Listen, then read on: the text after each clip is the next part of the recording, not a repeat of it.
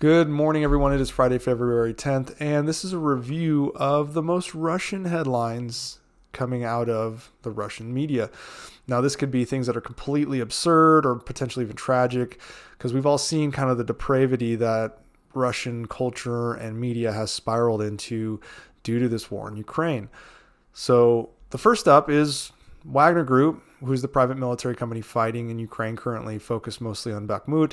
Their leader, Yevgeny Prigozhin, has said that they have completely stopped recruiting inmates from Russian prisons. Now, this comes after the media has criticized recruiting prisoners because, one, you're letting murderers and rapists out, but two, they're hugely ineffective on a battlefield due to their lack of discipline, and Russia was unwilling to train them. So, because of this criticism, Prigozhin said they've completely stopped recruiting in prisons because all obligations are being fulfilled now. That's not true. They're struggling. Even as of today, commanders in Wagner Group have said that they're struggling to maintain ground that they've taken in Bakhmut, despite it only being a few hundred meters. And the second reason is Prigozhin has absurdly claimed that over 10 million Americans have applied to Wagner Group. So if you're one of those 10 million Americans that want to go fight for Wagner Group, hit me up. I'd be interested in finding out your reasonings. More likely, there's probably only 10. And more than likely, they're still going to recruit from prisons. They're just going to do it quietly. Up next, Sergei Shoigu is in kind of hot water because of a military uniform scandal in which Shoigu awarded a uniform contract for Russia to his 22-year-old son, and then his 22-year-old son turned around and charged the Russian government between $1,700 and $2,800 per uniform. That's $1,700 and $2,800 per uniform. What makes this even more hilarious is the Russian uniforms aren't even being made in Russia. They're made in North Korea, and they're of horrific quality. For the record, in the U.S., and I don't know if this is the same in Canada and the U.K., but in the U.S., if you go to a military clothing and sales shop, you can get a full set of combat uniforms, including the badges and patches you need, and good boots for around $350. If you want to throw an additional tailored Class A, or what they're calling pinks and greens now, you have to pay about $800. So, charging $2,800 in Russia to have North Korea make garbage uniforms for you is absolutely a scandal, and even on a Russian level, he's being scrutinized for this. However, I don't think the Kremlin will want to take the embarrassment of such an event, so they're going to squash this quietly, maybe deal with Shoigu separately. Head of Russian television, Margarita Simonyan, who is in a lot of my other videos where I react, shared her dismay about Russia's invasion of Ukraine dragging out for much longer than anyone could have anticipated. You fucking think your army's garbage. Simonyan also promoted the notion that dying young is a great way to go, and her mother agreed with her apparently, saying that thousands of mothers are losing their sons to war all over the world. Why should I have it better? And then, shockingly, the audience applauded this, as if, yay, mothers, support your children dying. Simonyan actually goes on to say that it's a better way to die by doing so violently in battle than being old and feeble in a bed. The issue is she's not losing anyone here because Margarita Simonyan isn't going to have her kids or her brothers or anyone in her family go to war. It is just the poor Russian population. She, in fact, will die old and feeble, preferably in a cell. Now, she says the difference between living another 10, 20, or 30 years really makes no difference.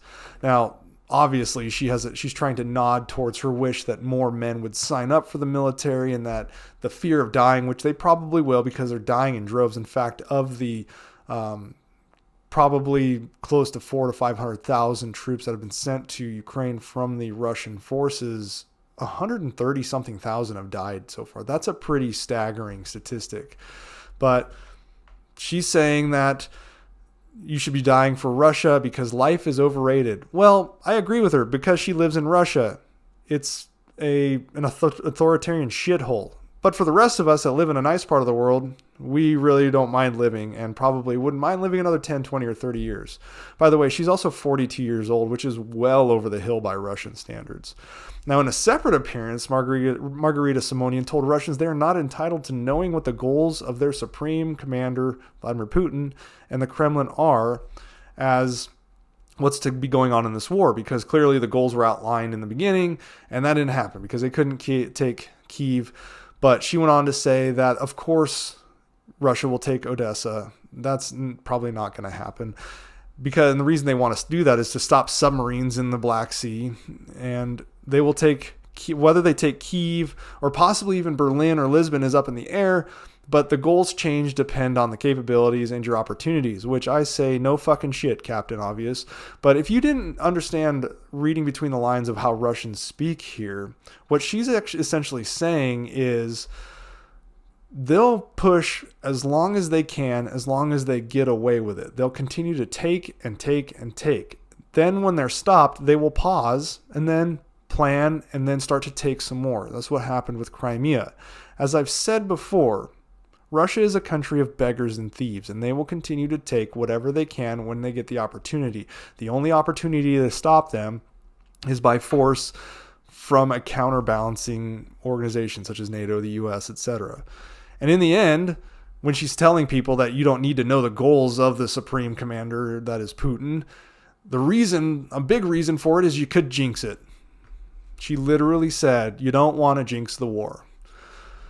This whole regime is ran by petulant children.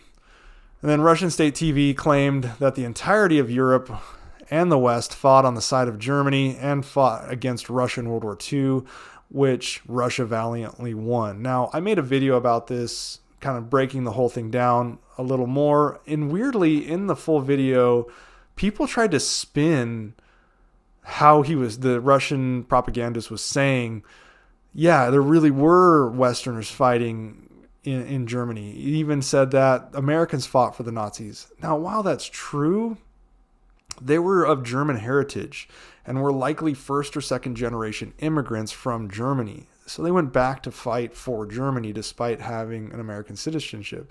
Now, in a few rare cases, Americans defected to Germany as a way to get out of prison camps. That happened a couple times, but that wasn't what the Russian television was saying. They were flat out claiming the US and the United Kingdom and the collective West allied with Germany against Russia, and Russia fought valiantly against the world and won. That is absolute horseshit. And if you want to see the whole reaction to that video, including a breakdown of what the real statistics are from the US, UK, etc., a few videos ago, I think I made it a couple days ago, kind of goes over that. But those are some of the more absurd headlines coming out from Russia this week. They're never at a loss for creating these. So I'll continue to keep an eye out and push them out as I see them.